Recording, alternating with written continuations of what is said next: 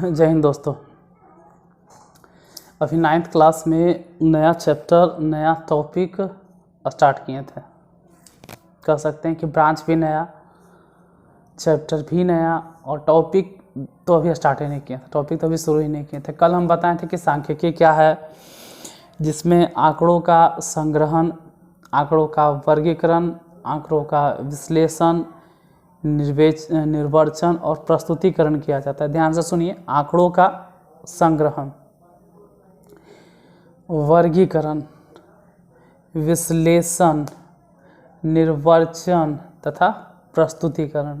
और भी इसके अलावा कुछ काम होगा, ये नहीं कहते कि उतना ही, लेकिन इतना तो करना ही करना है। आंकड़ों को सबसे पहले आप इकट्ठा करोगे, फिर अलग अलग वर्गों में हो सके तो आप बांटोगे, वर्गीकरण करने के बाद कुछ विश्लेषण करोगे, क्या सही क्या गलत, फिर निर्वचन करोगे, इंटरप्रिटेशन, कुछ काटना, कुछ छाटना, कुछ जोड़ना, जो भी है आप अपने हिसाब से उसको तैयार करोगे और फिर किसी के सामने प्रस्तुतिकरण करोगे।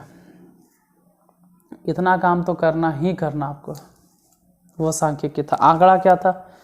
तो किसी भी विशेष उद्देश्य के लिए आप जिन प्रेक्षणों को इकट्ठा करते हैं वो एकत्रित प्रेक्षणों को हम लोग आंकड़ा कहते हैं। प्रेक्षण क्या होता है? तो आंकड़ा के अंदर जो आंकड़ा आप इकट्ठा किए उसमें जिन चीज़ों को आप इकट्ठा किए या जो आपका मेन मैटर था वही प्रेक्षण कहलाता है। और नॉर्मली चीज़ भी नहीं, आप इकट्ठा क्या कर रहे थे, किन चीज़ों का आप डाटा तैयार कर रहे थे, जिन चीज़ों का आप डाटा तैयार कर रहे थे वही प्रेक्षण है। यहाँ तक बताए थे। फिर कहे थे कि आंकड़ा दो प्रकार का होता है। अगर एकत्रीकरण या संग्रहण के आधार पर देखा जाए तो आंकड़ा दो तरह के, एक प्राथमिक आंकड़ा और दूसरा है द्वितीयक आंकड़ा या गौण आंकड़ा। प्राथमिक आंकड़ा देखो वैसा आंकड़ा जिसका दायित्व या सत्यता जो भी है, वैसा आंकड़ा जिसके सत्यता और दायित्व दोनों अन्वेषक के पास हो, मतलब सत्यता का दायित्व अन्वेषक के पास हो, उसे प्राथमिक आंकड़ा कहते हैं। अन्वेषक मतलब जो उसको इकट्ठा किया, ये सही है या गलत है, इसका दायित्व उसी के पास रहने दीजिए जो उसको इकट्ठा किया है, तो प्राथमिक आंकड़ा है। लेकिन वैसा आंकड़ा जिसकी सत्यता के लिए दायित्व अन्वेषक के पास नहीं हो, सत्यता का दायित्व अन्वेषक के अलावा किसी और के पास हो, तब आप उसको प्राथमिक आंकड़ा नहीं कह सकते, फिर कहेंगे द्वितीयक आंकड़ा। तो प्राथमिक आंकड़ा द्वितीयक आंकड़ा हम लोग समझ गए थे।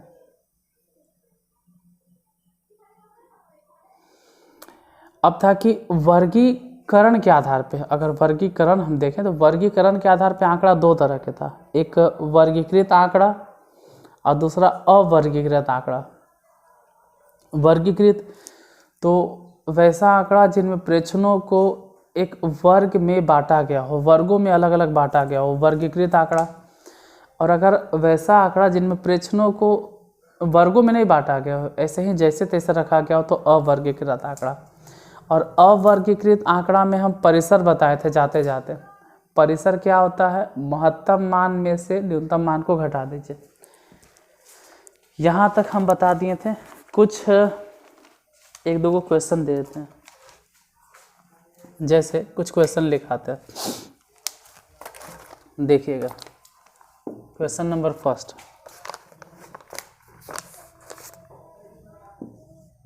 8, 6, 12, 9, 3, 5, 8, 2, 18। दूसरा नंबर 7, 6, 9, 12, 53, 46, 13, 45।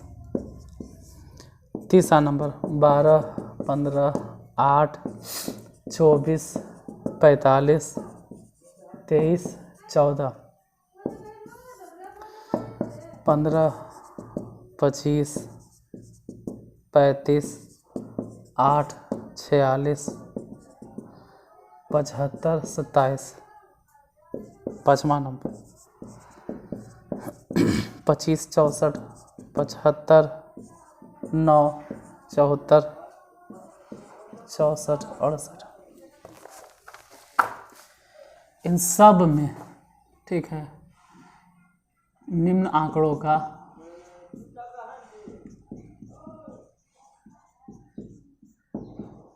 निम्न आंकड़ों का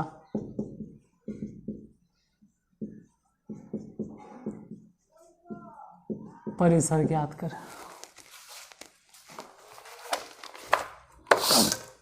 देखो कल वाला क्लास आप नहीं देखे, उससे कोई नुकसान नहीं होने वाला है। अगर देख लेते हो तो फ़ायदा होगा, लेकिन अगर नहीं देखे हो तो इतना बड़ा नुकसान नहीं होगा कि आज आपको समझ में नहीं आएगा। परिसर क्या है? देखो इन अवर्गीकृत आंकड़ों में अगर हम बात करें तो जो बड़ा से बड़ा वैल्यू है, उस बड़ा से बड़ा वैल्यू में छोटा से छोटा वैल्यू को माइनस कर दीजिए। जो बड़का वैल्यू है उसमें से छोटका घटा दीजिए। अब ज़रा पहले नंबर में देखो सबसे बड़ा वैल्यू कौन है, इसमें सबसे बड़ा मान ढूंढना है कि सबसे बड़ा कौन है। तो सबसे बड़ा की अगर बात करें तो सबसे बड़ा 18, सबसे छोटा 2। तो सबसे बड़का में सबसे छोटका डायरेक्ट हटा दो और डायरेक्ट जे परिसर लिख दो यार 16, बिना घटेले भी आप लिख सकते हो। फिर भी अगर 1-2 बार लिखते हो फार्मूला तो उससे आपको फार्मूला याद हो जाएगा। जैसे 1-2 बार अगर लिख देते हो, जैसे मान लो यहाँ लिख देते हो परिसर बराबर, 1-2 बार लिखने से याद हो जाता है सूत्र। परिसर का सूत्र होता है महत्तम मान घटाओ निम्नतम मान या निम्न मान। 1-2 बार लिखने से याद हो जाता है। तो महत्तम मान कौन था 18, न्यूनतम कौन था 2, 18 में से 2 घट गया तो 16।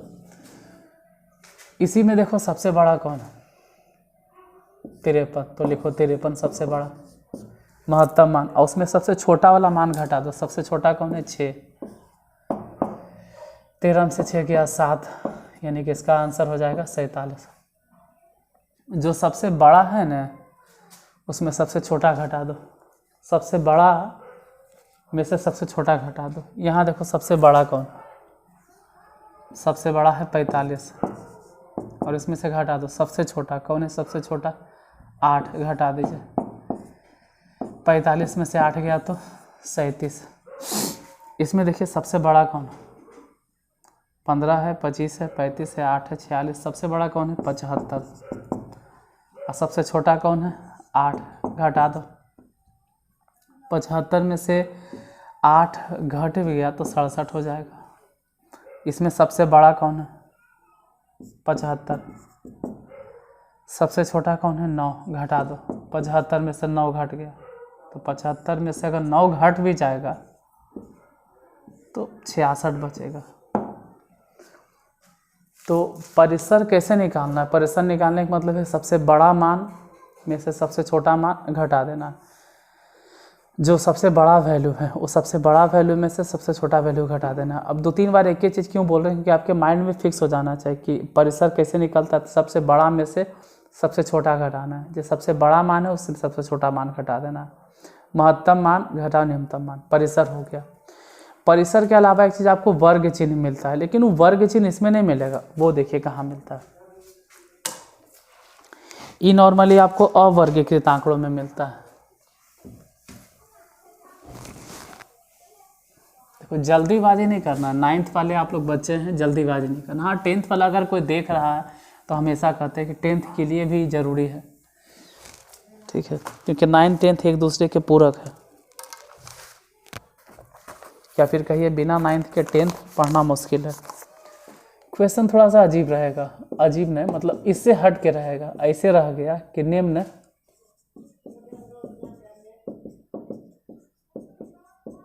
वर्ग अंतराल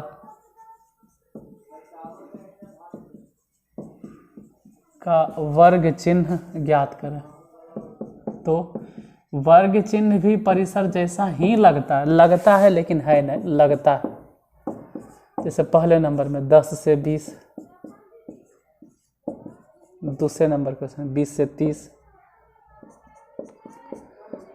तीसरे नंबर में 15 से 25,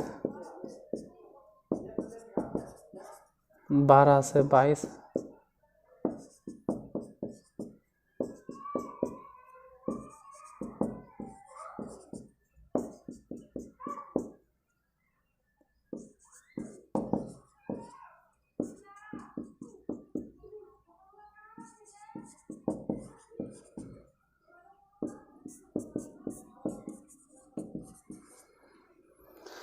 देखिए वर्ग चिन्ह कैसे निकलेगा।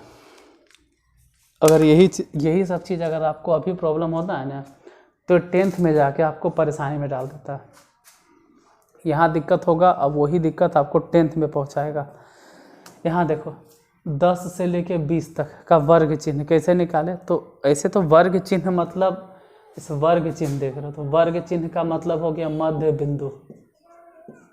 वर्ग चिन्ह के मतलब हो गया मध्य बिंदु।